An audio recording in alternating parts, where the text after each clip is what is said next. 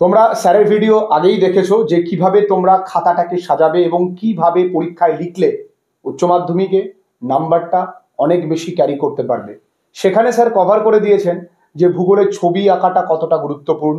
সেই ভিডিওটার লিঙ্ক আমরা ডেসক্রিপশন বক্সে দিয়ে দেব। তাছাড়াও ক্লাস 12-এর অনেক গুরুত্বপূর্ণ ভিডিওস তার স্যার কিন্তু তৈরি করে রেখেছে। সেই ভিডিওগুলো স্যারের চ্যানেল কিন্তু ভিজিট করবে তোমরা, নিচে ডেসক্রিপশন বক্সে স্যারের চ্যানেল লিঙ্ক দেওয়া রইল। এবার আসছি আমরা উচ্চ মাধ্যমিক 2024 ভূগোলের গুরুত্বপূর্ণ প্রশ্ন নিয়ে। স্যার, উচ্চ মাধ্যমিক 2024 ছেলেমেয়েদের হাতে বেশ সময় এখনো আছে। আমি বলবো এই মুহূর্তে দাঁড়িয়ে যদি এই মুহূর্তে কেউ পড়াশোনা শুরু করে তার সর্বোচ্চ কত নাম্বার পাওয়া মানে সম্ভব? যদি এই আজকে থেকেই শুরু করে, ধরুন 80 পাওয়া সম্ভব, 80 পাওয়া সম্ভব। স্যার, আমি ব্যক্তিগতভাবে আমি নিজেও যখন উচ্চ মাধ্যমিক পরীক্ষা দিয়েছি তখন আমিও 90+ উপরে, মানে আমি 95+ নাম্বার পেয়েছিলাম। তো সেক্ষেত্রে কিন্তু স্যার পরিশ্রমটা আমাদের করতে হয়েছে এবং আপনারও অবদান রয়েছে সেইটাতে। তো তোমরা কিন্তু অনেকটাই ফরচুনেট, স্যারকে পেয়েছো। স্যার যে প্রশ্নগুলো বলবে তোমরা কিন্তু মন দিয়ে শুনবে এবং খাতায় লিখে নেবে। স্যার, প্রথমত কোন বিষয়টাতে ওরা বেশি গুরুত্ব দেবে? বাজার চলতি সেই পাতলা বই বলুন, মোটা বই বলুন, নোট বই বলুন, রেফারেন্স বুক বলুন, সেইগুলো না পাঠ্য বইটা? একদম প্রথমে বলি পাঠ্য বই যদি ঠিকঠাকভাবে আমি না পড়ি, কারণ আমরা যে ক্লাসই পাস করি না কেন, মাধ্যমিক উচ্চ মাধ্যমিক 18 বছর বয়স হয়ে গেলে আমরা কিন্তু বিভিন্ন চাকরির পরীক্ষা বা কম্পিটিটিভ এক্সামের দিকে আমরা বসবো। আমরা না গেলেও বন্ধু বান্ধব যাচ্ছে, আমাদেরও মনে হবে আমরাও যাই। সেই জায়গাগুলোতে যদি তোমরা এঁটে উঠতে চাও আগামী দিনে, তাহলে কিন্তু তোমাদের পাঠ্য বইয়ের বিকল্প কিছু নেই। এটা আমি বলবো এই সূত্রে, মানে ভবিষ্যতে যাতে প্রতিযোগিতামূলক পরীক্ষায় টিকে থাকা যায় তার জন্য পাঠ্য বই 1। 2, বাজার চলতি বই থেকে সবসময় কিন্তু আমরা কিছু সামান্য একটু আমরা নলেজ পাবো বা জানতে পারবো, হয়তো কোনো মতে পাস হয়ে যাবে, যেটা আমাদের অনেক যদি কারোর উদ্দেশ্য থাকে। কিন্তু দীর্ঘকালীন ভিত্তিতে যদি আমি অনেক দূর পর্যন্ত কল্পনা করি, সেক্ষেত্রে পাঠ্য বইয়ের কোনো বিকল্প নেই। আচ্ছা স্যার, এই মুহূর্তে যদি কেউ মনে করে এই পাঠ্য বইয়ের চ্যাপ্টার তো সব পড়তে পারবো না, তাহলে কোন কোন চ্যাপ্টারগুলো স্যার এই মুহূর্তে সে দেখবে বা অবশ্যই তাকে দেখা উচিত? সব চ্যাপ্টার ইম্পর্টেন্ট, কিন্তু কোন চ্যাপ্টারগুলো, মানে এখন কি সব চ্যাপ্টার দেখা সম্ভব? তবে কিছু গুরুত্বপূর্ণ প্রশ্ন তারা দেখতে পারে, সব চ্যাপ্টারের থেকে তো সবকিছু আসে না। এবার কিছু গুরুত্বপূর্ণ জিনিস সেই জায়গাগুলো থেকে তারা দেখে গেলে তারা পারবে। তাহলে কারণ ওই ওদের তাহলে চ্যাপ্টার অনুযায়ী তাহলে প্রশ্নগুলো স্যার আপনি একটু ওদের জন্য বলে দিন। আচ্ছা, আমি কিছু কিছু প্রশ্ন বলছি তাহলে, ঠিক আছে? চ্যাপ্টার অনুযায়ী প্রথম যেই চ্যাপ্টারটা আছে সেটা হচ্ছে ভূমিরূপ গঠনকারী প্রক্রিয়া। ভূমিরূপ প্রথম যে চ্যাপ্টারটা আছে তোমরা জানো, সেখানে একটা প্রশ্ন আমি রাখছি 5 নম্বরে, ধরে নাও খুবই খুবই ইম্পর্টেন্ট, গুরুত্বপূর্ণ। সেটা হচ্ছে চুনাপাথরযুক্ত অঞ্চল বা কাস্ট অঞ্চলে ক্ষয়কার্যের মাধ্যমে কি কি ভূমিরূপ গড়ে ওঠে। পরীক্ষায় এমনও প্রশ্ন আসতে পারে 3টে বা 4টি ভূমিরূপের নাম উল্লেখ করে বলতে পারে যে সেই ভূমিরূপগুলো সম্পর্কে তোমরা আলোচনা করো, তাহলে সেভাবে লিখবে। আর যদি উল্লেখ না করে দেয় তাহলে তোমরা যে কোনো 3টে ভূমিরূপ কিন্তু তোমরা লিখে দেবে।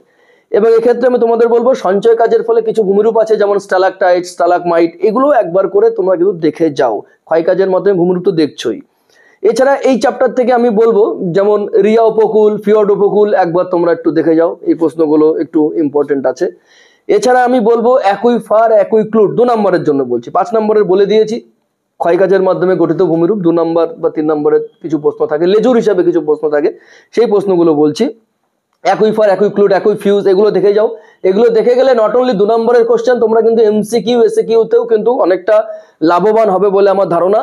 এখান থেকে আমি আরেকটা প্রশ্ন বলবো বড় প্রশ্ন হিসেবে, প্রবাল প্রাচীরের উৎপত্তি, অর্থাৎ প্রবাল প্রাচীর কিভাবে উৎপত্তি লাভ করে, তার যে শ্রেণী বিভাগটা আছে ওটা একবার দেখে যাও। এখান থেকে আর কিছু দেখার দরকার নেই এই চ্যাপ্টার থেকে। পরের যে চ্যাপ্টারের একটা অথবা কোশ্চেন আসে, অনেকে এই দ্বিতীয় চ্যাপ্টারটা তোমরা বাদ দিতে পারো, যে স্যার বলছিলেন যে কোনো যদি চ্যাপ্টার সব তো পড়া এই মুহূর্তে সম্ভব নয়, সেক্ষেত্রে তোমরা এর অথবা একটা প্রশ্ন আসবে, সেই প্রশ্নটা আসবে ক্ষয়চক্র নামক চ্যাপ্টার থেকে। অর্থাৎ সেই চ্যাপ্টারে এবার যে প্রশ্নটা আসবে সেটাও আমি বলে দিচ্ছি, একদম গুরুত্বপূর্ণ।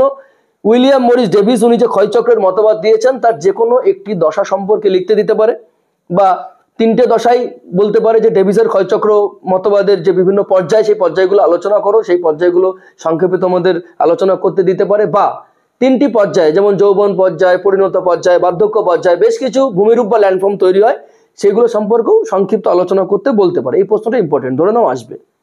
এবার এই চ্যাপ্টারের সাথে আর প্রথম যে চ্যাপ্টার ভূমিরূপ গঠনকারী প্রক্রিয়া অথবা থাকে। সুতরাং তোমরা যে কোনো একটা চ্যাপ্টার তোমরা করতে পারো, ফলে একটা চ্যাপ্টার তোমরা বাদ দিতে পারো। যাদের এই মুহূর্তে ধরো অনেকটা প্রস্তুতি নেই, একটু পিছিয়ে পড়াশোনা শুরু করেছো, তারা কিন্তু এটা করতে পারো, ঠিক আছে, যে কোনো একটা চ্যাপ্টার। এরপরে আমি জল নির্গম প্রণালী বলে একটা চ্যাপ্টারে চলে যাচ্ছি। এখানে আমি বিশেষ কিছু জল নির্গম প্রণালী বা নদী নকশাকে আমি পয়েন্ট আউট করছি, এগুলো ভালো করে পড়বে। সেটা হচ্ছে বৃক্ষরূপী, জাফরিরূপী নদী নকশা, কেন্দ্রমুখী কেন্দ্র বিমুখ নদী নকশা, আর কয়েকটা নদীর কথা আমি পড়ে যেতে বলছি। পরবর্তী নদী কাকে বলে, বিপরা নদী কাকে বলে, অনুগামী নদী কাকে বলে, ভালো করে পড়ে যাও। এখান থেকে 2 নম্বরের প্রশ্ন যদিও বা না আসে, এমসিকিউ এসিকিউ তুমি এখান থেকে কমন পাবে। আর দ্বিতীয় একটা মৃত্তিকা বলে একটা চ্যাপ্টার আছে, ওই মৃত্তিকা চ্যাপ্টার থেকে আমি মাত্র কয়েকটা প্রশ্ন দিচ্ছি, 2-3টে প্রশ্ন। মৃত্তিকা সংরক্ষণের পদ্ধতি বা মৃত্তিকা ক্ষয়ের কারণ, অর্থাৎ মৃত্তিকা সংরক্ষণ আমি কি, যেমন ধাপ চাষ, সমোন্নতি রেখা চাষ, ফালি চাষ, গালি চাষ, এই নানা রকমের পদ্ধতি আছে, ওই পদ্ধতিগুলো পড়ে যাও। ওগুলো এমসিকিউ এসিকিউর ভিতরেও আসতে পারে, 2 নম্বরের প্রশ্নেও আসতে পারে, আবার প্রশ্ন আসতে পারে মৃত্তিকা সংরক্ষণের উপায়গুলি কি কি, এইভাবেও আসতে পারে। অর্থাৎ পড়ে গেলে কোনো দিক দিয়ে ক্ষতি নেই। মৃত্তিকা ক্ষয়ের কারণ, অর্থাৎ কি কি কারণে মাটি ক্ষয় হয়, কিছু প্রাকৃতিক কারণ আছে, কিছু মানবীয় কারণ আছে, মানুষের কারণে হয়, ওগুলো একবার দেখে যাবে। পরে যে প্রশ্নটা বলছি, মৃত্তিকা সৃষ্টিতে আদি শিলা, সময় ও ভূপ্রকৃতির প্রভাব। গতবার জলবায়ুর প্রভাব এসছে মাটি সৃষ্টিতে, এবার কিন্তু মৃত্তিকা সৃষ্টিতে কিন্তু আদিশিলা, ভূপ্রকৃতির সময়, আমি 3টি গুরুত্বপূর্ণ বলছি, এগুলো কিন্তু আসতে পারে। ইউএসডিএ তোমরা জানো যে United states department of agriculture, ওদের একটা শ্রেণীবিভাগ আমাদের পড়তে হয়। সেখানে আমি কয়েকটা জিনিস আমি তুলেছি, 4টি জিনিস তুলেছি। অ্যান্টিসল, মলিসল, অক্সিসল এবং ভার্টিসল, এই 4টে ভালো করে পড়ে যাও, এগুলো আসার সম্ভাবনা আছে। আমি এরপরে বায়ুমণ্ডল চ্যাপ্টারে চলে যাচ্ছি। বায়ুমণ্ডল চ্যাপ্টারের থেকে আমি একটি বড় প্রশ্ন বলছি যে মৌসুমী জলবায়ু এবং ভূমধ্যসাগরীয় জলবায়ুর মধ্যে কি পার্থক্য আছে, এই পার্থক্যটা ভালো করে দেখে যাও।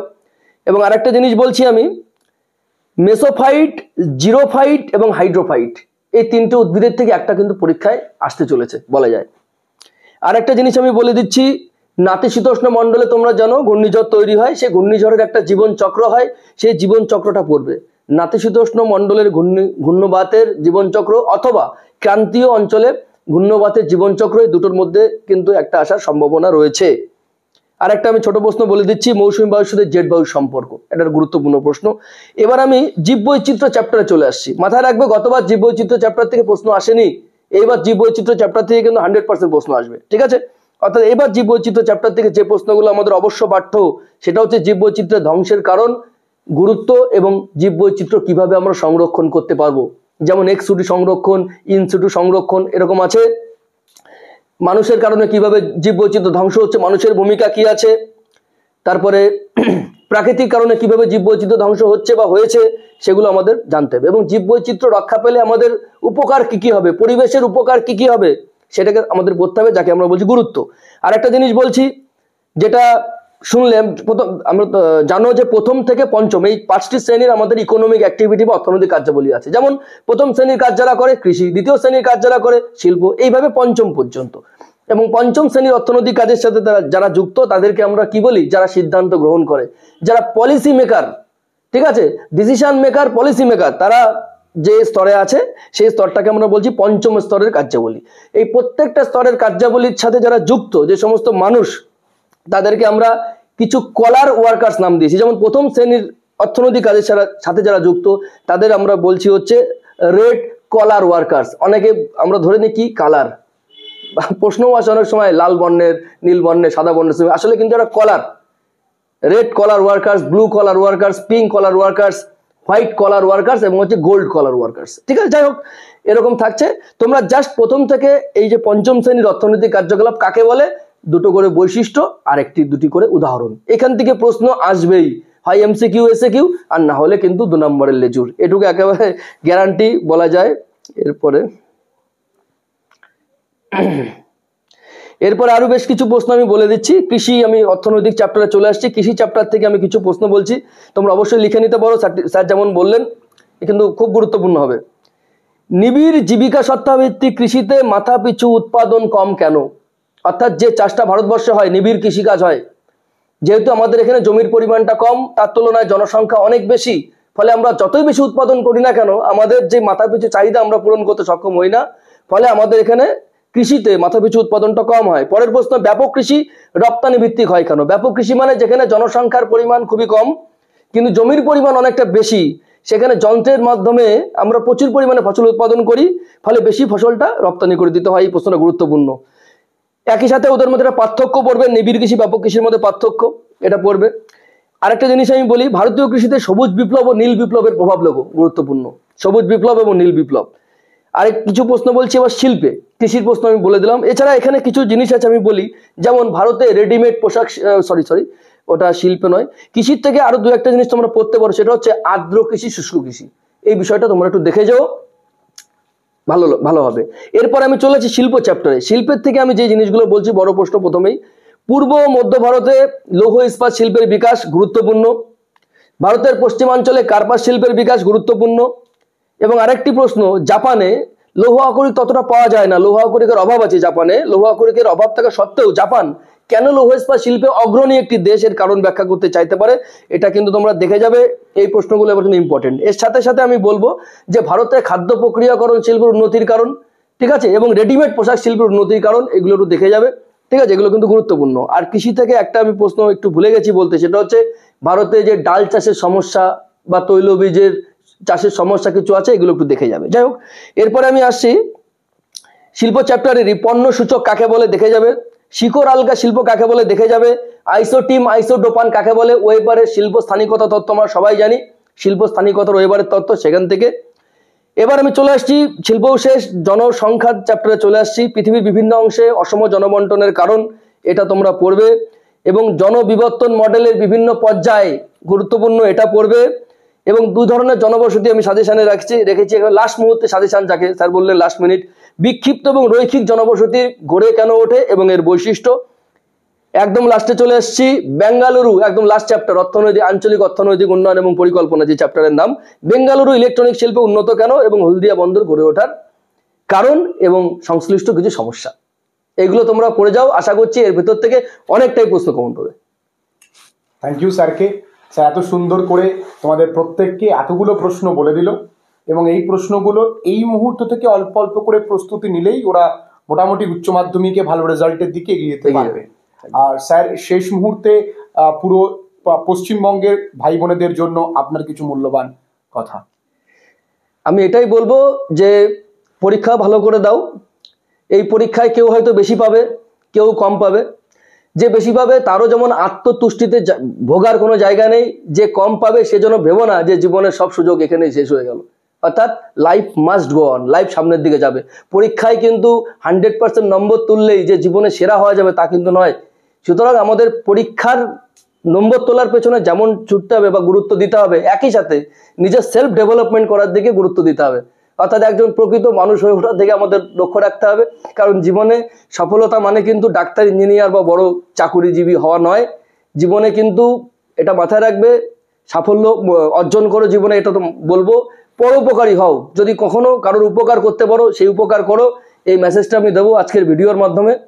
এবং পড়াশোনার ক্ষেত্রে অন্যকে হেল্প করো, কারণ তুমি অন্যকে যত হেল্প করবে তোমার উন্নতি হবে। কারণ আমি জবের থেকে পড়াচ্ছি, আমি একটা উদ্দেশ্য নিয়ে পড়াচ্ছি, টিচ টু লার্ন, অর্থাৎ আমি সবসময় জানার চেষ্টা করি, ফলে আমি পড়াই, ফলে আমাদের পড়াতে ভালো লাগে। একই রকমভাবে যান্ত্রিকভাবে কোনো কাজ করতে যেও না, ঠিক আছে। এবং পরীক্ষার ফলাফল তোমরা তোমাদের বেস্ট দাও, তোমরা চেষ্টা করো যাতে আরো ভালো হয়, এই চেষ্টা তোমরা করো, বাদবাকি সব উপরওয়ালার হাতে আছে। এবং সবশেষে তোমাদের সার্বিক সাফল্য কামনা করছি পরীক্ষাতেও এবং অবশ্যই তোমাদের জীবনের। ভালো থেকো স্যার, দারুণ কথা বললেন। কেমন লাগলো ভিডিওটা নিচে কিন্তু কমেন্ট করে অবশ্যই জানিও।